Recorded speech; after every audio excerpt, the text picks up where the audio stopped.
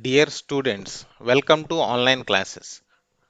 Today we are going to discuss about conservation of momentum and impulse from the laws of motion, ninth class physics. So let two objects with masses m1 and m2 are traveling with different velocities u1 and u2 respectively in the same direction along a straight line. If u1 is greater than u2, they collide with each other and the collision lasts for a very short time t. So these are the objects with masses m1 and m2. So before collision, the two masses m1 and m2 are traveling with the velocities u1 and u2, where u1 is greater than u2, so that m1 moves faster and strikes the m2. Yes. Then during the collision, it it lasts for t seconds. They collide with each other. Then the velocities will change after the collision and they will travel with the velocities v1 and v2 and they goes on. So that m2 moves faster when compared to m1. So this is the thing happens while collision happens. So now during the collision, the first marble exerts a force on the second marble that can be represented by F21. The second marble also exerts a force on the first marble and it is represented by F12. And let V1 and V2 be the velocities of the marbles respectively after collision. And we know the momentum is nothing but the product of mass and velocity. Let us note all the points in the table. So we have seen the momentum before collision, after collision, and we have seen change in momentum, rate of change in momentum. And we separately do all the things for marble 1 and marble 2.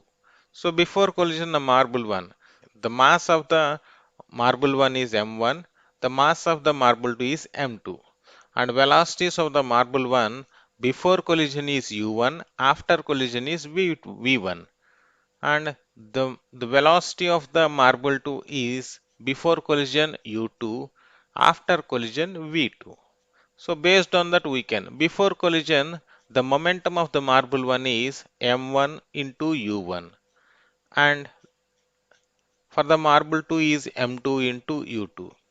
After collision, the momentum of marble 1 is m1 into v1 and marble 2 is m2 into v2.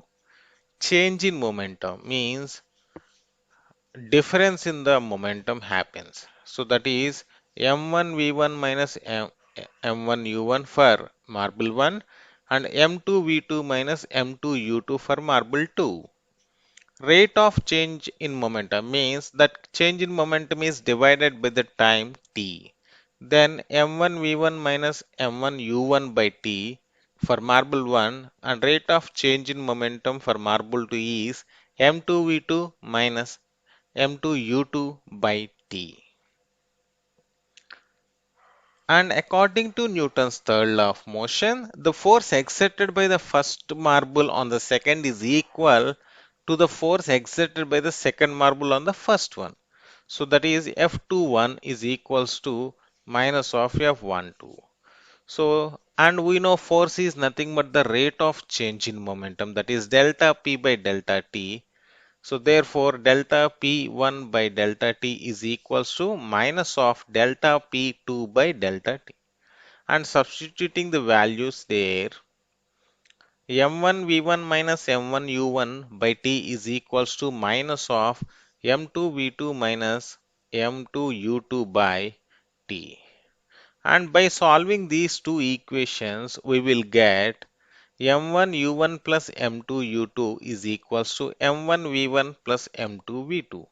That is m1 u1 plus m2 u2 is the total momentum of the marbles, total momentum of the two marbles before collision, and m1 v1 plus m2 v2 is nothing but the total momentum of the two marbles after collision. Right, from the above equation, we can say that the total momentum is unchanged before and after collisions. Hence, the momentum is conserved.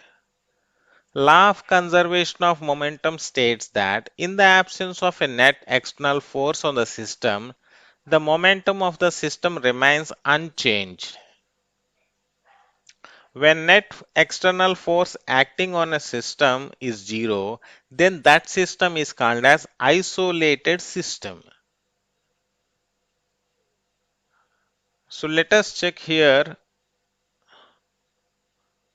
A rope wall jumper jumps and he just fell on the bed. See, last part is important. Why does a pole wall jumper land on thick mats of foam? So is it safe to jump on a sand or on a cement floor? Yes, definitely we know jump on sand is safe than on the cement floor. Why? So it will be surprising that the fall does not hurt you, but it is the sudden stop at the end that hurts you. So if you stop in a short span of time, it will give you more pain. If you stops, okay, in a certain time, then it will hurt you very less. That can be seen here. A softer and more cushioned landing surface provides a greater stopping distance because of the longer time taken to stop. That's why the fielder pulls back his hands and while catching a fast moving cricket ball like this. While catching, he just pulls off his hands. You can check there. In this situation, the fielder is trying to increase the time to decrease its velocity. And when egg dropped on the concrete floor, it just breaks into pieces. But it is safe when it is dropped on a cushion. Why? Because concrete floor stops within a short time and cushion will give some time to stop the egg. So whatever the thickness of the cushion is there, that distance will use it to stop the velocity, decrease the velocity. Thus, the rate of change of momentum will be less, that is, force is less, so that the force of impact of the ball on hands will be reduced. So, in order to minimize the force, you have to maximize the stopping time. So, therefore, we get delta P is equals to F net into delta T, and we can call this as impulse. The product of net force and the interaction time. The product of net force and the interaction time is called the impulse of the net force. So impulse is equivalent to the change in momentum delta p that an object experiences during an interaction. So forces exerted over a limited time are called impulsive forces.